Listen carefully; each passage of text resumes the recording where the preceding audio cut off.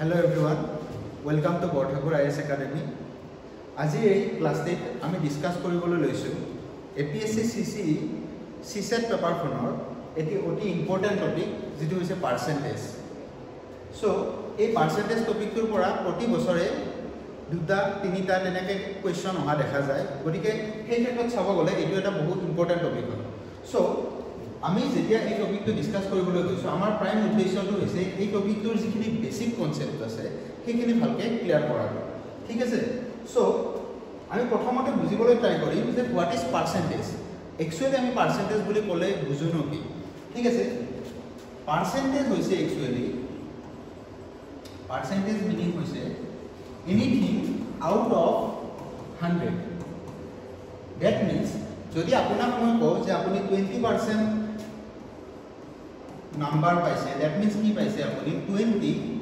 Out of 100। So সিম্পলকে ক'ব গ'লে any per cent meaning হ'ব দ্যাট নাম্বাৰ আউট অফ 100, ঠিক আছে। সো পাৰ্সেন্টেজ চেপ্টাৰটোৰ লগত আপোনাৰ ফ্ৰেকশনৰ ভালেখিনি ৰিলেশ্যন আছে।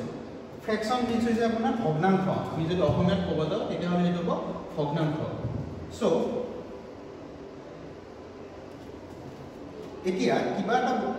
নাম্বাৰ যদি ফ্ৰেকশনত দিয়া থাকে সেইটো আমি পাৰ্সেন্টেজলৈ কনভাৰ্ট কৰিব পাৰোঁ, বাট আমি কেনেকৈ কনভাৰ্ট কৰিব পাৰোঁ সেইটো চাই লওঁ। আৰু এইটো চোৱাৰ এটা বিশেষ উদ্দেশ্য আছে, কাৰণ আমি যদি percentage to fraction conversion and fraction to percentage conversion ভালকৈ জানো তেতিয়াহ'লে এইটো আমি যেতিয়া আমি কুৱেশ্যন সলভ কৰিবলৈ যাম বহুখিনি ইজি হৈ যায়। আমি ডাইৰেক্ট ফ্ৰেকশন ৱাইজ কুৱেশ্যনৰ এনচাৰ উলিয়াই দিব পাৰোঁ, যিটো মই অকণমান পিছতে ডিছকাছ কৰিম, ঠিক আছে। সো আমাক ফ্ৰেকশন দিয়া আছে 1/2। সো ইয়াক যদি আমি পাৰ্সেন্টেজলৈ কনভাৰ্ট কৰিব লাগে দ্যাট মিন্স 1/2 ইনটু আমি 100% কৰিব লাগিব। দ্যাট মিন্স ইয়াৰ পাৰ্সেন্টেজ ওলাব 50%। ঠিক তেনেদৰে ধৰি লওক 2/3 দিয়া আছে, 2/3। সো আমি কি কৰিব লাগিব 2/3 ইনটু 100%। সো ইয়াৰ ভ্যালুটো কি ওলাব আপোনাৰ 66.66%। ওকে, এতিয়া নেক্সট এইটো আমি চাব ফ্ৰেকশন টু পাৰ্সেন্টেজ কনভাৰ্সন। এতিয়া নেক্সট আমি চাম পাৰ্সেন্টেজ টু ফ্ৰেকশন কনভাৰ্সন। এতিয়া আপোনালোকক যদি এটা ভ্যালু পাৰ্সেন্টেজত দিয়া থাকে সেইটো আপোনালোকে ফ্ৰেকশনলৈ কেনেকৈ কনভাৰ্ট কৰিব আমি সেইটো চাই লওঁ।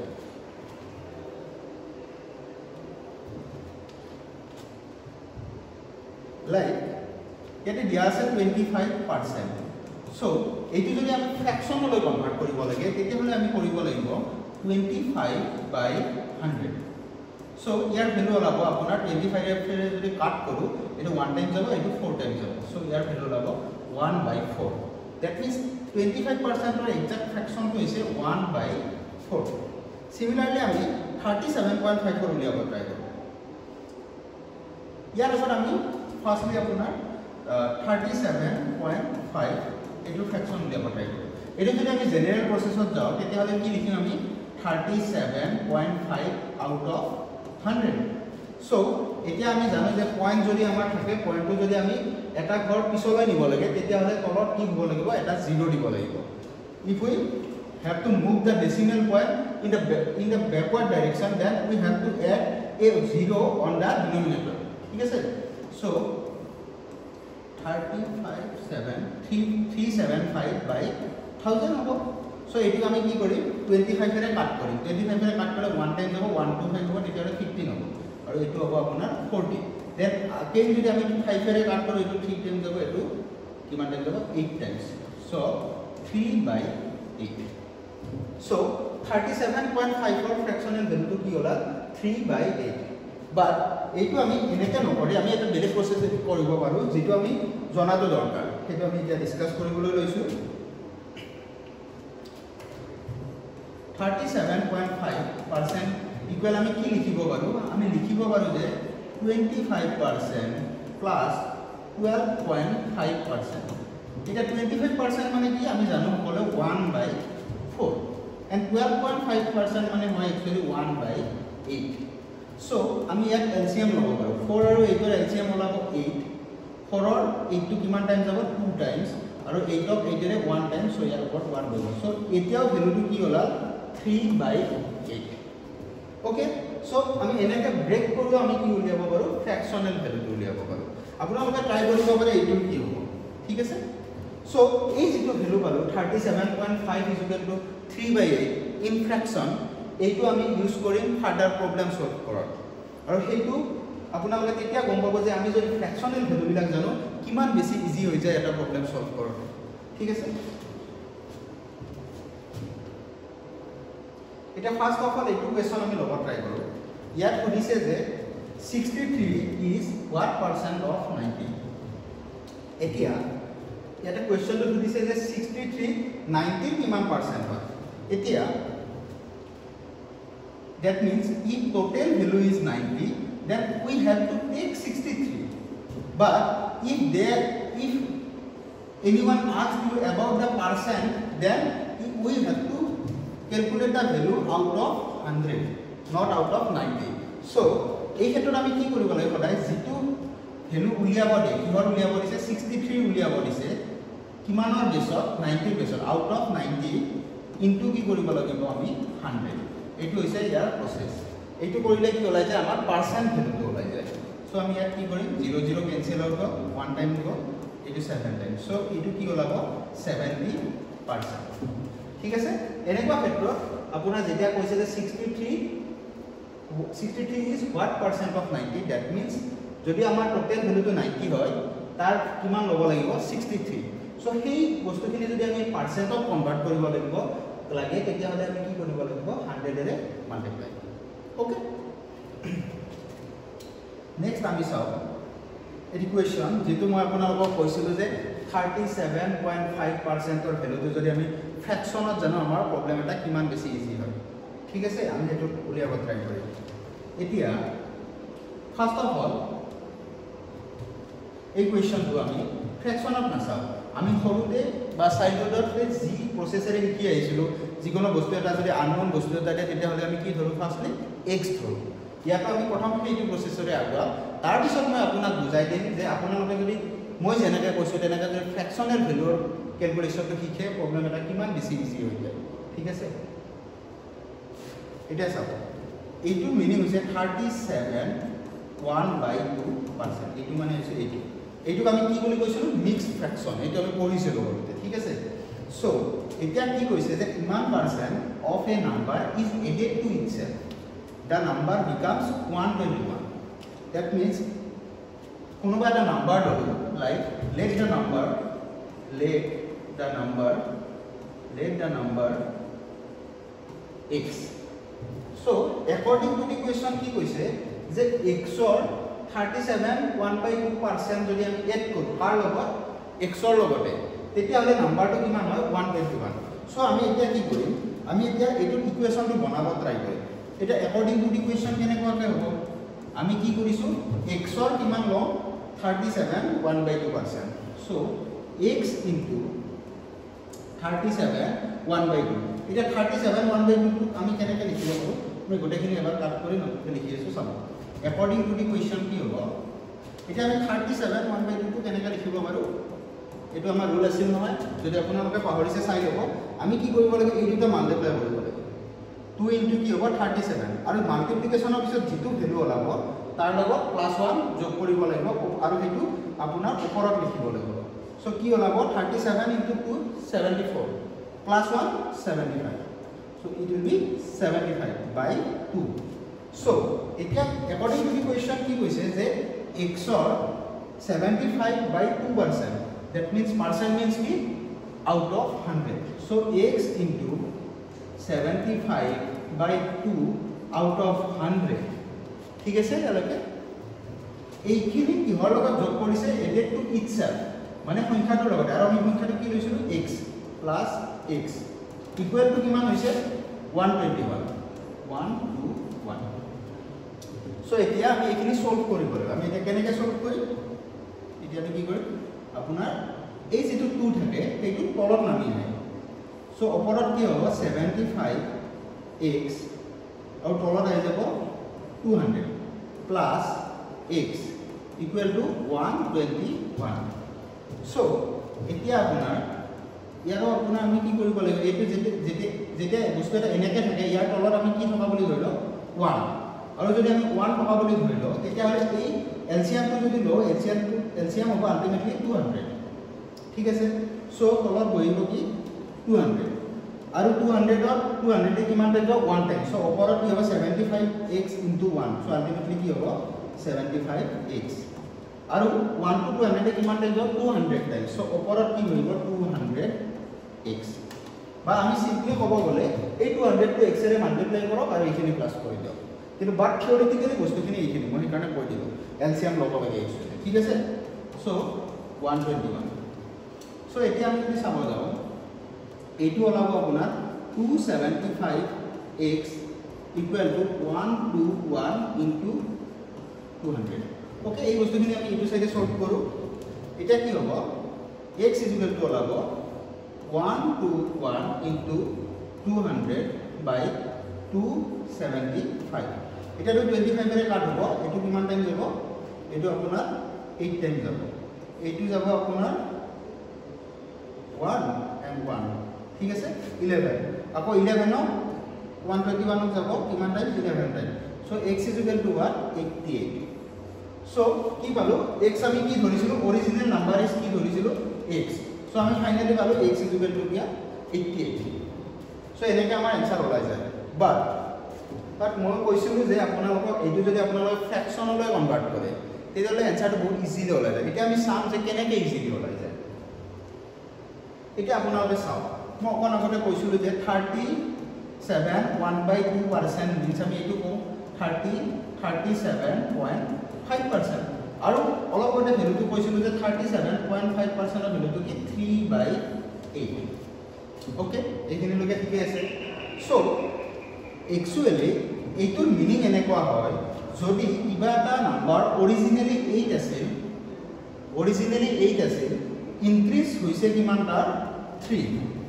বিকজ 37.5 তো আমি কিহৰ ভিতৰত বেসিছত লৈছো আউট অফ 100 এইখিনি ভ্যালুটো এইটো পাইছো ন 37.5 by 100 এর ভ্যালু পাইছো 3/8 সো যদি অরিজিনাল নাম্বারটো 100 আছিল ইনক্রিজ কিমান হৈছে 37.5 which is exactly given in this case okay এই কেসটো তো হেতুই দিছে যে পারসন মিন্স অরিজিনাল নাম্বারটো 100 আছিল তার কিমান ইনক্রিজ হৈছে 37.1/2 সো এই ভ্যালুখিনি এক্স্যাক্টলি ইকুয়াল টু কি 3/8 সো এনেকুৱা ক্ষেত্ৰত আমি ধৰিব পাৰো যে অৰিজিনাল নাম্বাৰটো যদি 8 আছিল কি ইনক্রিজ হৈছে কিমান তার ইনক্রিজ কিমান হৈছে 3 ওকে সো আমি কি গম পালো অরিজিনাল নাম্বারটো 8 তার ইনক্রিজ হৈছে 3 সো অরিজিনাল 8 আছিল 8 এর পৰা ইনক্রিজ কিমান হৈছে 3 সো ফাইনাল নাম্বারটো কিমান হৈছে 11 ওকে এন্ড एक्चुअली ফাইনাল নাম্বারটো কিমান হৈছে আফটার ইনক্রিজ 121 দ্যাট মিন্স আমি এইটো এনেকে রেশিও হিসাবে ধৰিব পাৰো 11 is actually equal to 121 okay so 11 ratio is actually equal to 121 so 1 ratio is actually equal to 121 divided by 11 that is 11 that means 1 ratio means 11 but in case of fraction we consider original number as 8 so if 1 ratio is equal to 11 so 8 ratio is equal to 8 into 1 that means 11 into 1 11 into 8 that is 88 এই 88 आंसरটো আমি x ধৰিব পাইছিলো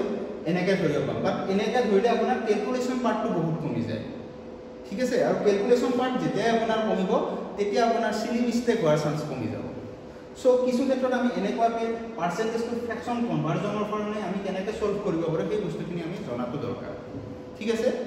so মই আপোনাক বুজাই দিলে যে এই টাৰ্মটোৰ পৰা एक्चुअली এইখিনি আহিছে সো 100 ৰ যদি 37.5 বাঢ়ে সো 8 ৰ বাঢ়িব 3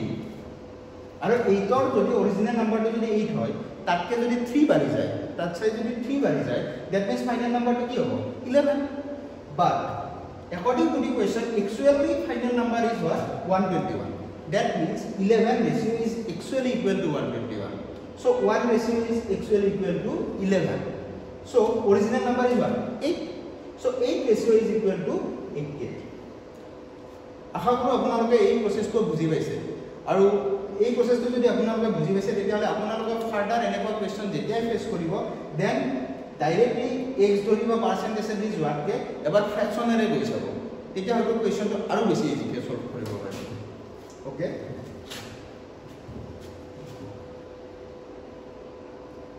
এটা নেক্সট এইটো কুৱেশ্যন লাষ্ট ইয়াৰ APSC 2020 আহিছে এইটো আমি সলভ কৰিব ট্ৰাই কৰোঁ ইয়াতে দিছে যে a candidate attempted 12 questions and secured full marks in all of them কি কৈছে যে এজন ক্যান্ডিডেটে কি কৰিছে এটা এক্সামত only 12 questions ট্ৰাই কৰিছে আৰু ট্ৰাই কৰি উঠি গোটেই কেইটাতে ফুল মাৰ্কস পাইছে ঠিক আছে if she obtained 60% in the test আৰু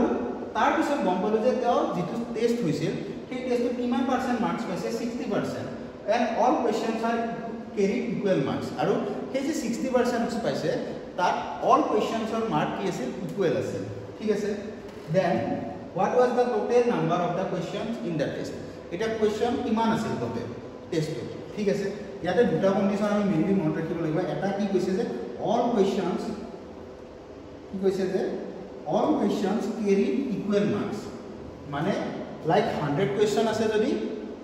প্ৰত্যেকটো কোৱেশ্চনতে 1 মাৰ্কস কে আছে মানে 100 মাৰ্কস তেনেকুৱা কনসেপ্টটো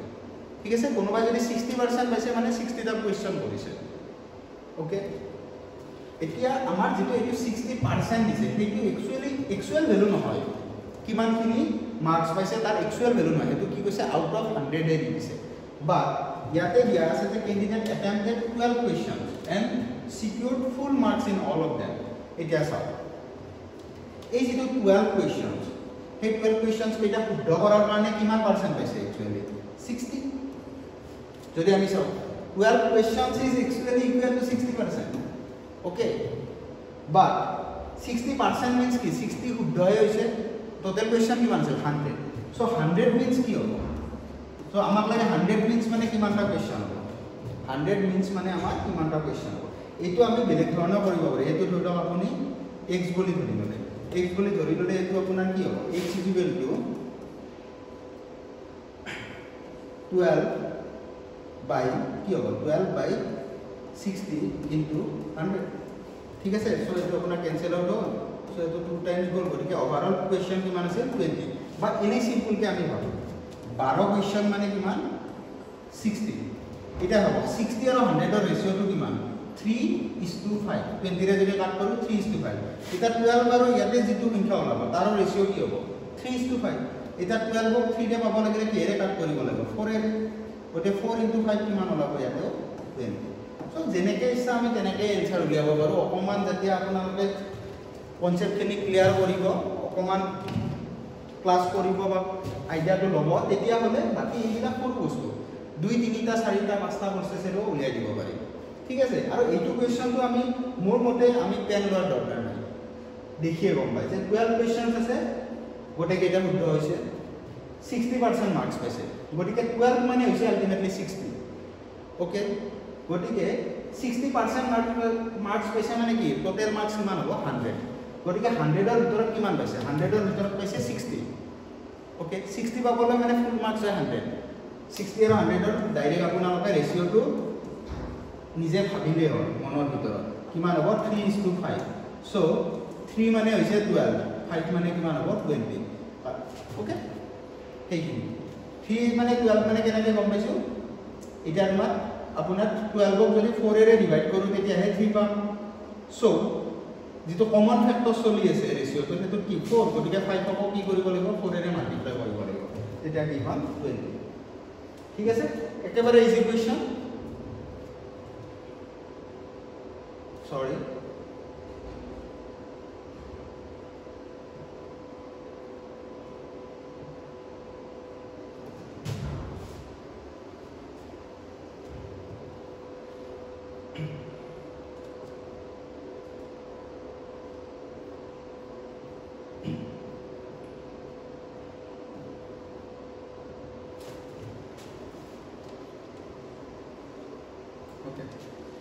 এতিয়া আমি নেক্সট কোৱেশ্চনটো চাও এটো অকমান আগতে চালো এটা নেক্সট কোৱেশ্চনটো হৈছে আপোনাৰ এটো চাব পাৰে কি কৈছে in a exam Ram gets 30% and fails by 3 marks okay Pritam gets 40% and scored 20 marks more than the pass marks okay then find the pass marks এতিয়া আমাক ইয়াতে কি উলিয়াব দিছে ইয়াতে আমাক পাছিং মাৰ্কছটো উলিয়াব দিছে বাট আপোনালোকে যদি চাই যে কি কৈছে ইয়াত যে দুজন ল'ৰা আছে এজনে 30% পাইছে 30% কিহৰ ওপৰত পায় টোটেল মাৰ্কছৰ ওপৰত পায় 30% মিন্স হ'ব যদি টোটেল মাৰ্কছ আপোনালোকৰ 100 হয় তেতিয়াহ'লে ল'ৰাজনে পাইছে কিমান 30 মাৰ্কছ কিন্তু এই 30% পোৱাৰ পিছত কৈছে যে কি কৰিছে 10 মাৰ্কছত ফেইল কৰিছে মানে 30% পাই উঠিও 10 মাৰ্ক কমি গৈছে যেটো পাছিং মাৰ্কছ আছিল তাতকৈ ঠিক আছে নেক্সট কৈছে Pritam gets 40% and scored 20 marks more than the pass marks একে এজন আকৌ ল'ৰা আছে যিজনৰ নাম হৈছে প্ৰীতম কি 40% পাইছে আৰু কোৱাৰ কাৰণে কি হৈছে পাছ মাৰ্কতকৈ 20 মাৰ্কছ বেছি পাইছে ঠিক আছে so find the pass marks এতিয়া এইটো কোৱেশ্চন আমি দুই ধৰণে সলভ কৰিব পাৰিম ফাৰ্ষ্টটো মই দেখাই দিম যেটো আপোনালোকে ধৰি লওক x ধৰি কৰিব পাৰে যেটো আমি সৰুতে শিকি হয় এটা ৰেফাৰেন্স পইণ্ট লওঁ তাৰ পৰা x ধৰি আৰু নেক্সটটো হৈছে ট্ৰিক বুলি একো নাই পৃথিৱীত আপোনালোকে কোৱেশ্চনটো একদম ডেপথলৈকে যেতিয়া বুজিব তেতিয়া ট্ৰিকবিলাক নিজে নিজে ওলাই আহে ঠিক আছে গতিকে সেইটো আমি চাই লওঁ এতিয়া ইয়াতে কি হ'ব ইয়াতে আমি ধৰি লম লেট দা ফুল মাৰ্কছ কিমান আছে x okay full marks is x so first condition কি কৈছে Ram gets 30% of full marks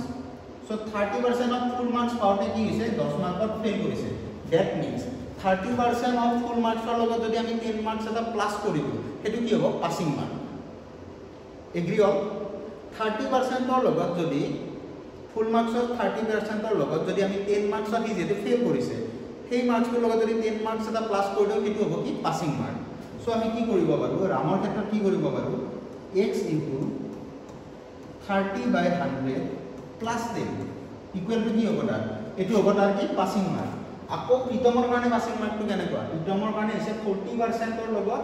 40% পোৱাৰ পিছত কি হৈছে 20 মাৰ্ক বেছি পাইছে then that of passing mark so 40% মাৰ্কছৰ লগত যদি ফুল মাৰ্কছৰ 40% ৰ লগত যদি আমি 20 টো মাইনাস কৰি দিও দেন আমি কি পাই যাম পাছিং মাৰ্ক গতি এই দুটা বস্তু সেম হৈ যাব x into 40/100 minus 20 okay এইটো পাছিং মাৰ্কৰ ৰেফাৰেন্স এইটো পাছিং মাৰ্ক গতিকে ইয়াত এটা ৰেফাৰেন্স পইণ্ট আছে and the reference point is passing mark and whenever you understand that reference point you can solve it in a very easy way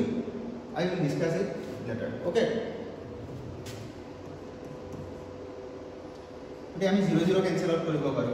ইয়াতেও 0 cancel out কৰিব পাৰো so কি হ'ব ইয়াতে আপোনাৰ 3x by 10 plus 10 equal to কি হ'ব 4x by 10 minus 20 so আপোনাৰ x টো ইটো সাইডে দিম লাইক এটো ইটো সাইডে আনা বুলি ধৰি ললো 3x by 10 minus 4x by 10 যেতিয়া আমি এনেকে আনিব লগা হয় তেতিয়া কি হয় ইয়াতে আগত যদি প্লাস সাইন আছে এতিয়া মাইনাস সাইন হৈ যাব ঠিক আছে সো ইয়াতে কি কৰিম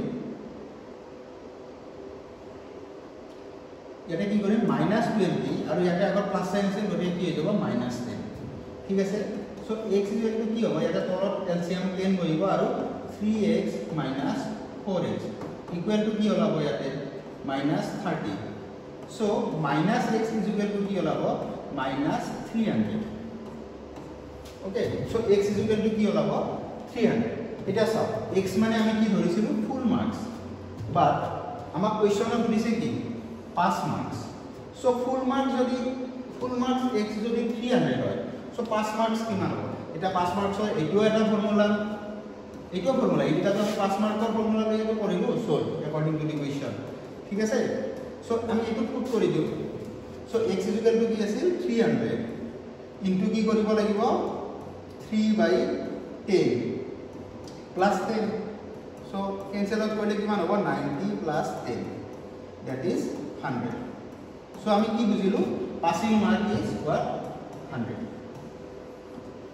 okay আশা কৰো আপোনালোকে ভালকে বুজি পাইছে বাট এতিয়া মই এটা শৰ্ট ট্ৰিক ইউজ কৰিম যেটো আপোনালোকে শিকি ললে বহুখিনি ইজি হৈ যায় আৰু আপোনালোকে মই যেটো কৈছো হেনেকা যদি চাই দেন আপোনালোকে ধৰিব পাৰিব যে সেই শৰ্ট ট্ৰিকটো কোনটো পাৰ্টিকুলাৰ কোৱেশ্চনত আমি এপ্লাই কৰিব পাৰো ঠিক আছে এতিয়া চাও এই ৰাম আৰু প্ৰীতম দি আছে তাহাঁতৰ এটা ৰেফাৰেন্স পইণ্ট আছে এটা ৰেফাৰেন্স পইণ্টটো হৈছে কি পাছিং মাৰ্ক ঠিক আছে পাছিং মাৰ্ক ৰেফাৰেন্স পইণ্টটো হৈছে কি পাছিং মাৰ্ক এতিয়া কি হৈছে ৰামে কি কৰিছে আপোনাৰ 30% মাৰ্ক পাইছে ৰামে কিমান পাইছে 30% আৰু প্ৰীতমে কিমান পাইছে প্ৰীতমে পাইছে 40% এতিয়া যেটো এই পাছিং মাৰ্ক আছে এইখিনি ধৰক পাছিং মাৰ্কৰ ওয়ালখন ৰামে সেইখনৰ পাৰ কৰিব নোৱাৰিলে কম পাই গ'ল প্ৰীতমে পাৰ কৰি দিলে এটা ৰামে পাৰ কিমান কৰিব নোৱাৰিলে 10 মাৰ্কৰ কাৰণে হি ৰৈ গ'ল বেছেৰাই এটা প্ৰীতমৰ কি হ'ল 20 মাৰ্কস কি হৈ গ'ল বাঢ়ি গ'ল এতিয়া এই যেটো 40% পোৱাৰ কাৰণে তাৰ 20 মাৰ্কস বাঢ়ি গ'ল আৰু 30% পোৱাৰ কাৰণে তাৰ পাছিং মাৰ্কৰ পৰা 10 মাৰ্কস কমি গ'ল সেইখিনি আমি কেনেকৈ ৰিপ্ৰেজেন্ট কৰিব পাৰো 40% minus 30% is actually equal to how many marks? এইখিনিত আছে 10 marks আৰু এইখিনি আছে কি 20 marks that is 30 marks that means 40% পোৱাৰ কাৰণে যেটো মাৰ্ক পাইছে আৰু 30% পোৱাৰ কাৰণে যেটো মাৰ্ক পাইছে সেইখিনিৰ মাজত যিখিনি ডিফাৰেন্স হ'ব সেইখিনি actually আহাতৰ এই 30 marks এতিয়া আপোনালোকে চাগে কনসেপ্টটো ধৰিব পাৰিছে ইয়াত কি আছে এটা ৰেফাৰেন্স পইণ্ট আছে ৰেফাৰেন্স পইণ্টটো ই 30% বাই 10 মাৰ্ক কম পাইছে ই 40% বাই 20 মাৰ্ক বেছি পাইছে সো যেটো 40% মাইনাস 30% হ'ব হেতু एक्चुअली হ'ব আহাতৰ এইখিনি ডিফাৰেন্স খিনি ঠিক আছে সো एक्चुअली 10% মানে কি হ'ব 10% মানে হ'ব 30 মাৰ্কস সো 1% মানে হ'ব কিমান মাৰ্কস 3 মাৰ্কস 1% মানে হ'ব 3 marks but actual marks কিমান আছিল example 100 30% মানে কি 30 পাইছে out of 100 so full marks কিমান আছিল 100 so 100% is equal to কিমান হ'ব 300 marks কিন্তু কনভার্সন বুজি পাইছে 1% যদি 3 marks হয় 100% মানে কি 1 into 100 that is 3 into 100 also so 300 marks but question is asked about pass marks not the total marks so pass mark kiman ho pass mark kiman ase 30% of koi kiman besi 10 besi so apunar 1% is equal to 3 marks hoy 30% is equal to kiman ho 30 into 3 that is 90 but 90 is not the passing mark 30% plus 10 is the passing mark so here you can use plus 10 so plus 10 equal to 100 so same answer in the both case whenever you take x as the original number or take this shortcut the answer will be same okay and if we use the case of Pritam then also answer will be same because like 41% means 3 marks 40% means how much 120 marks but Pritam is getting 20 marks more than passing marks so we have to minus 20 so in this case also we get the 100 as the passing mark okay okay let's move to the next question sorry this will be the last question in today's class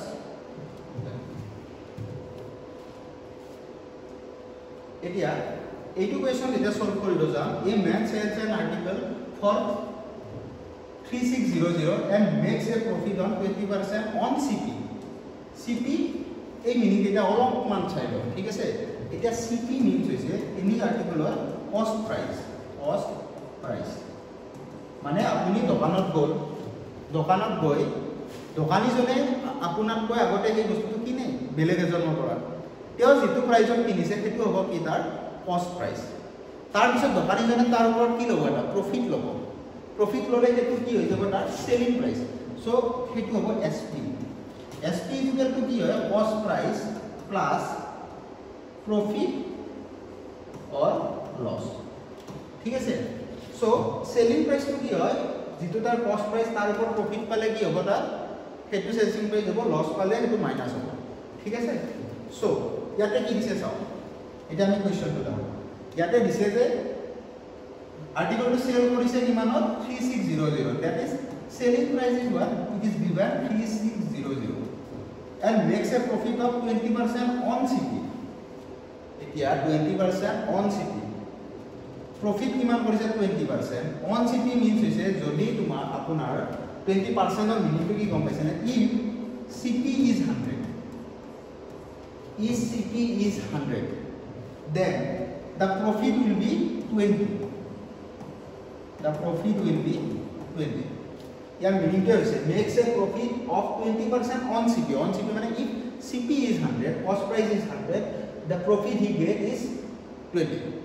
Okay. So selling price will be what? Selling price is equal to what? Cost price plus profit. Selling price means ki ase cost price plus profit. So 100 plus 20, that is 120. Okay. But this is according to the percentage case. You know, percentage যেতিয়া ধৰিছো তেতিয়া কিমান ওলাইছে selling price to 120. But in case of actual, the selling price is 3600. So again মই কোৱাৰ নিচিনা ধৰক যে actually 120 is equal to কি 3600. বুজি পাইছে যে 120 যেটো আমি cost price 100 ধৰি পাইছিলো selling price 120 সেইটো actually equal to 3600. But আমাক লাগে কি cost price আৰু cost price আমি কি ধৰিছিলো 100. So 100 will be equal to 1. এনেকুৱা কেছত কি হয় যেটো ইটো সাইডে লিখো এটো তলত গুছি যায় মনত ৰাখিব 120 মানে এটো एक्चुअली আপোনাৰ আমি যেটো ঐকিক নিয়ম বুলি কৈছিলো সৰুতে সেইটো কৰা আছে 120 টকা যদি সেলিং প্রাইস হয় एक्चुअल সেলিং প্রাইস হয় 3600 এটা 100 টকা যদি হয় কি হ'ব 120 টো তলত যাব ওপৰত 3600 ইনটু 100 হল 1 এটো কিমান হ'ব আপোনাৰ 30 সো কিমান হল এতিয়া 3000 ওকে গটিকে আমাৰ তেতিয়া আমি কি পাম যে সেলিং প্রাইস টো কিমান হ'ব 3000 সরি কস্ট প্রাইস কি হ'ব 3000 আৰু 3000 আপুনি এটো ব্যাক ক্যালকুলেশন কৰিব পাৰে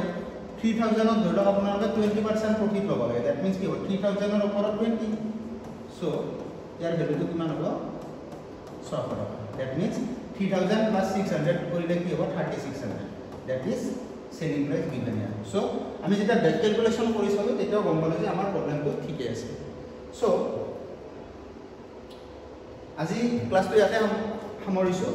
নেক্সট ক্লাছত আমি আকৌ এনেকুৱা ইন্টাৰেষ্টিং কোৱেশ্চন আৰু লগতে ইয়াৰ ৰিলেটেড ইন্টাৰেষ্টিং ট্ৰিক্স শিকি যাম so till then good bye